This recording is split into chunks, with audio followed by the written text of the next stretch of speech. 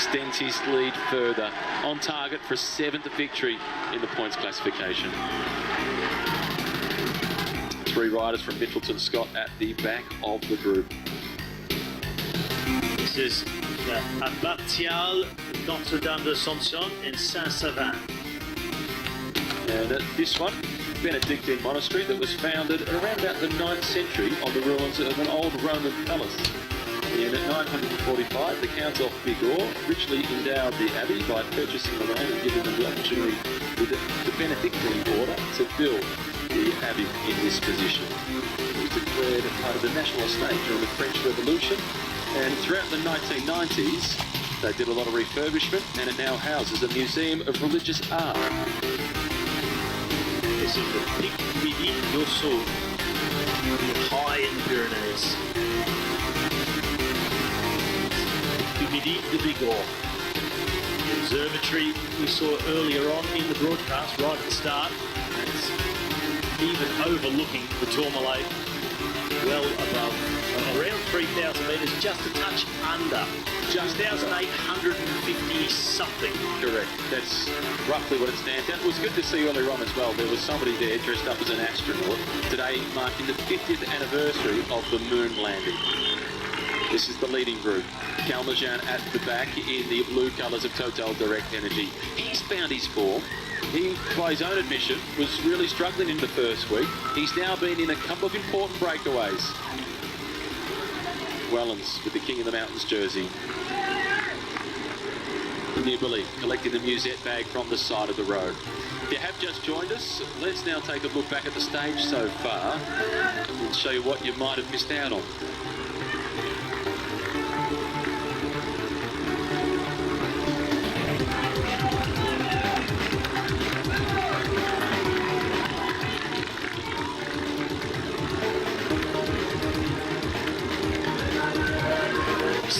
This is the Bardet group with pretty much all of his teammates around him.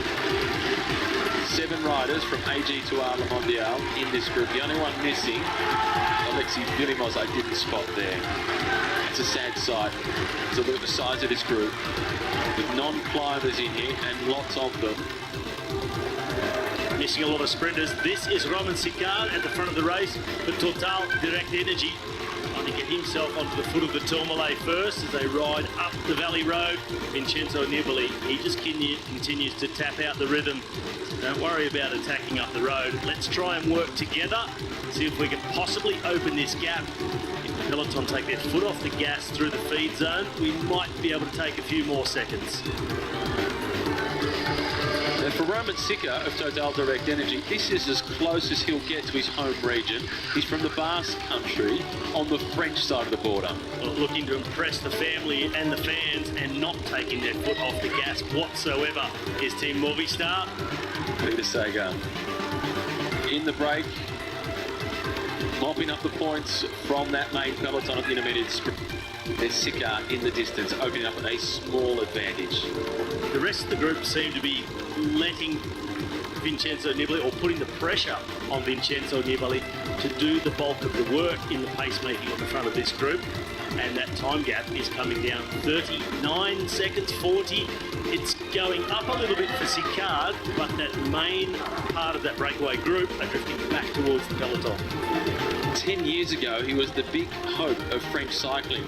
He won the Tour Avenir for the future stars of the Tour de France. The same year, in a really hilly course in Mendrisio, the World Championships in Switzerland, he won the under-23 road race solo. Intermediate sprint, Wellens collecting the 20 points for Peter Sagan in 9th position, 7 more points in the race for green. Here he is, Romain Sicard, our sole leader at 31 seconds ahead of the yellow jersey group. And it's a technical descent, so you've got to think of those numbers in terms of a really winding technical descent where you don't get a long straight section to build up really high speeds for a long period. 3.2 kilometres to the climb of today's stage. It is an all-category climb, and at the top, as well as the stage win, there's also the Souvenir Jacques Godet, the prize, going to the winner on top of the Tourmalet. The highest point here in the Pyrenees they'll race. It's the highest paved road in the French Pyrenees. Not too far away from the Spanish border, super motivated today. And their Colombian star, Nairo Quintana, is priority number one. Fear, in a similar way to Simon Clark when he was in the breakaway, that once they hit the bottom of the climb, the tank will be empty. And for Roman Sicar, this with the most combative prize, has not won a race in the pro peloton. 10 years since his last victory, that was the under-23 World Championships in Mendrisio 2009. He's break it down into bite-sized pieces. Now he breaks it down into this 20-kilometre climb. This is really good for Sicar. Tailwind up the valley, and he's pushing the lead out to nearly a minute and a half now. Mikel Landa now on the radio. He's had a tough tour, one disrupted by bad luck. But you never know what you're going to get with Mikel Landa. You said priority number one for Movistar is Nairo Quintana. I'm wondering if that's just what they're telling Mikel Landa now as a reminder. Yeah, but the enigmatic Spaniard so often does whatever he wants.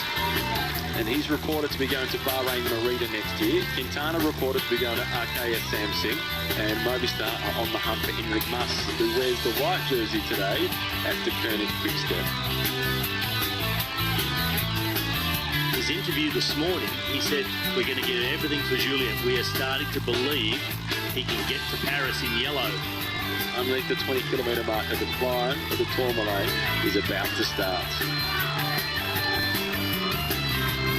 He just nags away uphill. This is a gradient of around about 2% or so, maybe even a little bit more than that for Rome.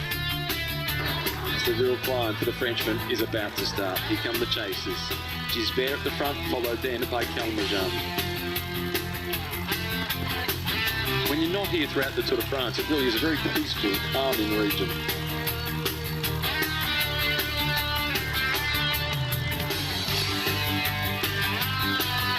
This is the Chateau Sainte-Marie, which we're now getting a chance to look at. This was built by the Count of Bigorre back in the 10th century. It housed also the Hospital of St. John, later the Knights of Malta, then the English garrison during the 100-Year War.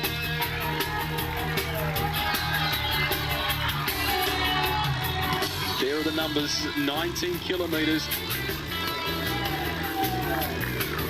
These are the first chasers, Elie Gilbert, the man in white and black, and Lilian Calmejean. Still Movistar at the front, Astana coming around the outside, making sure that they position Jakob Fuglsang. Richie Porte is in there with one teammate. He's got Volker Mollema for support. And Richie Porte, he has promised that he is going to when the big mountains start. That is today. He said he's feeling fresh, he's feeling good, he's feeling confident, despite losing a lot of time. He's ready to go. He has always spoken about week 3. And the Alps are still to come. Col du Tourmalet. Carlos Verona, one last time to the well.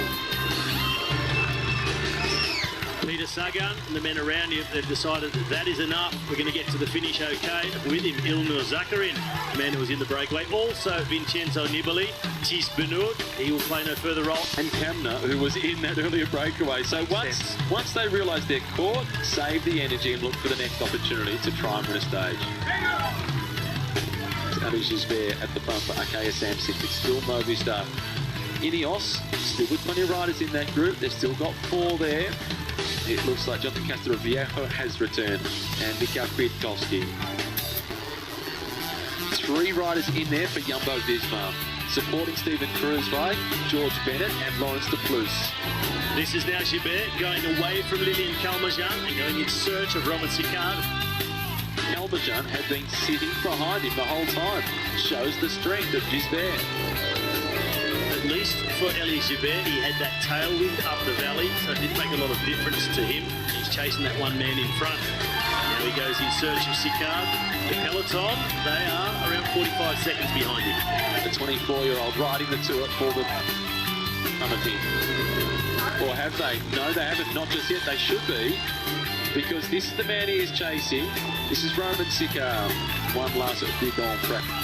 The steady nature of this climb, it does suit Geraint Thomas. Dylan van Baarle. I agree with you completely. It suits Thomas. It does get steeper at the top. But remember what he did on La Planche de Belleville when the gradients were up to 24%. really interrupted. The altitude training camp snowed out, the crash in the Tour de Suisse today will give us a much better indication than yesterday did in the time trial. Sheltered, Julien Alaphilippe. Also in that group, Jakob Fuglsang was there for this Astana team. He's got quite a few teammates around him. The white colours of UAE Emirates. Dan Martin is in the group. Rigoberto Urán is there. He has Bauke Mollema as Ali Gilbert is getting across to Roman Sicard. And he is at his limits. Off from the front of the peloton for the Movistar team. It's now Andre Amador who is setting the pace. Roman Sicard. Does Gilbert force the pressure or have a little bit of a rest? It's a little bit of a rest. He'll have a drink and then he needs to maintain this rhythm. Somehow. Easier said than done. Because it's not quick enough, he needs to go straight past him, which he does. Straight away. He's showing real maturity for a 24-year-old. And looking straight away, it wasn't a look as if, say, are you coming with me? Am I dropping you already? And he is. That is the answer. Not happy with the tempo. This has been impressive. So Elie Gilbert, he's offloaded Kalmajan out of his wheel. He's ridden across to his teammate Sicard, and he's also got rid of him. And it's the young Frenchman from Arkea Samsic who now pushes on the lower slopes of the Tourmalet. It's nice to be having this conversation about him as opposed to Gianni Moscon. Let's put that behind us as Ali Gilbert is applying the pressure at the front, hunting for a stage victory.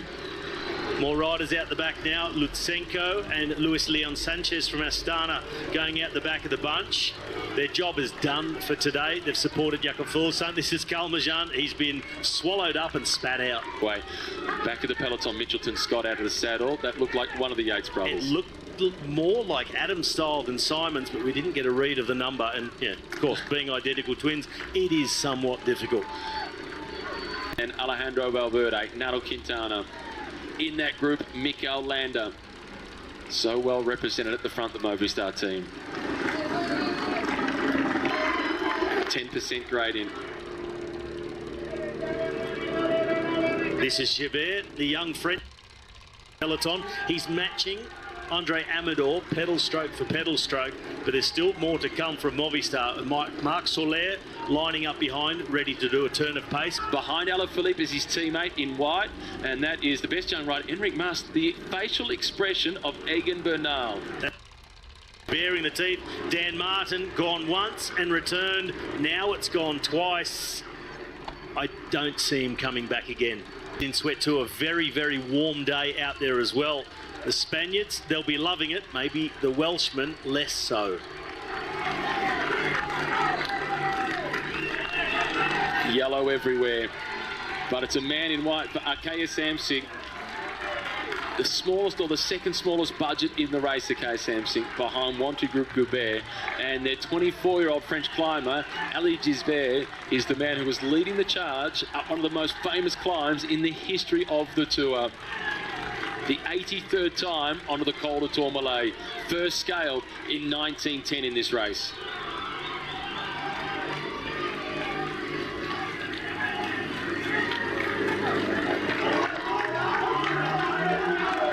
Still Movistar, still Amador. As Bauke Mollema somehow has made his way to the front of that group. He's been yo-yoing on and off the back. He's towed Richie Porte around. He's been there to support him. Bauke Mollema is doing an outstanding job. Well, Porte back towards the back of the group again. So Mollema, he brought Porte up towards the front, right up to the wheel of Julien Alaphilippe. Since dropped further back. This is Mollema with the yellow helmet on and the white and red colours. Trek Segafredo leading the team's classification. EF in the pink colours, Education First. They have Rigoberto Urán and Tanel Gangat in that group.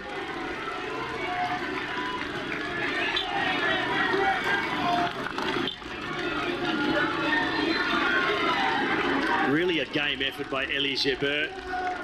Riding against the same man over the last 10 or 12 kilometres now. Andre Amador, only 11 kilometres to go. There's been a super effort by the Costa Rican on the front of the peloton, still with Soler, Valverde, Landa and Quintana to come. Right into instruction at the front, Andre Amador. Access to the Pic de Midi, the observation tower that we saw some footages of a little earlier. Number 91, Rigoberto Urán, hard to read the body language, often sits towards the back, rode well on the time trial yesterday. And some riders prefer to just drift through the group, not hold one position, but go with how the legs feel. Casaviejo, he's dropped, he'll switch things off and just roll his way up to the top. No benefit in Casaviejo trying to limit the damage. He needs to actually save the energy for the next day, as you alluded to moments ago. And Team Ineos, they don't think about it as the individual's energy reserve, it's the team's energy reserve, and you're a part of that machine. It's done for Amador, huge job by number 63, the Costa Rican. That was impressive. That is what a domestic does when they empty the tank. He has come to a grinding halt. Bilbao now number 72 for Astana. He is really suffering. Well, now Marc Soler will have gone to the front of the group for Movistar. Richie Porte starts to move up because it's becoming more urgent, more important to sit forward. Riders are now starting to be offloaded. Balcamola will go back as well. Nairo Quintana now a long way in the back of the group. And a long way forward in the saddle, which is always a sign of suffering. Number 12 is Emmanuel Buchmann. He's in 6th place overall. 91 is Rigoberto Urán, the French champion who says he wants to be a car salesman. Warren Barguil is at the front. Don't worry about selling cars, worry about winning bike races. You're one of the best in the world. The peace and quiet, the tranquility at the top. Ali Gisbert about to be caught, but this is deserving of the red number for the most combative. He should get a spot on the podium. It's been a great ride by Gilbert. Richie Porte again, another acceleration. So just hopping around riders who are starting to be distanced. This is Roman Kreuziger, the best placed overall for Dimension Data. Started the day in 19th. He fights on. He will fight all the way to the finish to limit the damage. Aru now also being dropped. No surprise, it's the start of a big comeback. Quintana is being dropped. Movistar doing all the work at the front, and Nairo Quintana is being dropped. Well, this is now a huge surprise. Now it's all for Mikel Landa. Number 8, that is Dylan van Baarle.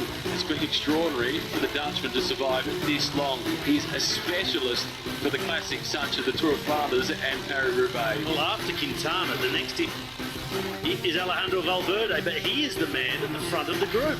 It's for Landa. This is for Mikel Landa, who is 3rd in line for Movistar. It's Soler, Valverde, the world champion, then Mikel Landa. So maybe those injuries for Quintana are much worse than we thought. He said, don't make a big deal of it. It'll only make the people at home worry.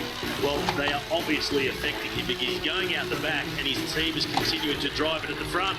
And there he is. Nairo Quintana is all on his own, and the composure of the yellow jersey, Julian Alaphilippe, looks as comfortable as anybody in that leading group. You can hide for a little while in the Tour de France, you can bluff it for a bit. When you get in the high mountains like this, eventually the truth comes out. And I think now we're discovering the extent of the injury to Nairo Quintana from that crash a couple of days ago. He looked so good in the first week. He looked good on stage 6 of La Planche de Baladir. Twice second, once third. The podium will... But hurting on the inside, Nairo Quintana. The telltale sign is how far forward he was in the saddle when we looked at him at the back of the group. And over the shoulder, this is Marc Soler. Trying to salvage it for Quintana, sending Soler back. In the meanwhile, it was Valverde on the front. Soler. Do they now stop riding at the front? Soler's gone back for Quintana, he's got him. Aru is there behind him. Dylan van Baarle is the man in front of Marc Soler. That's the gap to the main group, and now it's Ineos who've taken over the pacemaking. So Movistar, so aggressive, been on the front for most of the stage. Barguil now attacks the French national champion. Says he wants to be a car salesman. Well, see if you can buy a pair of these wheels. Can they track him down? 6 minutes, 39 seconds Problem behind. for Barguil. He stopped pedalling. Chain mechanical. He's got it back on. Perhaps he was going to the big chain ring. Whatever he was doing, he flipped the chain off. but he stayed calm. Richie Port, Falcon Mollema at the back of this group for Trek Segafredo. Now it's Walt Pools. Lawrence de Plus is here for Jumbo-Visma, and in second position for Jumbo-Visma is George Bennett. A lot of talking within Team Ineos. Here's the attack back of the group. So he starts his attack from 30 metres behind the lead of the group. He's found his rhythm now, Warren Barguil. Akaya Samsi. They are riding a great stage. Do they really need to hire Nairo Quintana? That's the rumour that Quintana is going across next year. This group has really slowed down as Dylan Van Baal has recalled them. That was the talking we saw from Ineos. We saw Egan Bernal on the radio. Thomas behind him looking like he was suffering. The pace was being set by Walt Pools. Now they've eased off. Van Baal comes back to the front. In control at the moment with just Barguil off the front. Warren Barguil. He gets the support even by the Basque spectators. He starts today at 6:39 down in the overall classification. But at what point does Geraint Thomas and Team Ineos start to worry about the yellow jersey, about Julian Alaphilippe, who leads by 1 minute and 26 seconds? And Walt Pools perhaps is asking exactly the same question of Geraint Thomas. They're in deep conversation. Number 71, Jakob Fuglsang. He said yesterday for the first time, stepping onto the team bus, he didn't feel his knee from the crash on stage 1. Time performer Barguil, and with 8 kilometres to go, a 12-second gap. None of the big favourites have made a move as yet, so I'm not going to call him as a possible stage winner at this moment. But a great ride by Akaya Samsic. We've seen Gilbert, we've seen riders in the break, and now their team leader off the front at the hottest point of the race so far. Can we go possible with a hesitation? Because he is making the race, and that is the destination. The mythical Col de Tourmalet. That is the top of the climb, and look at the fans on the hillside.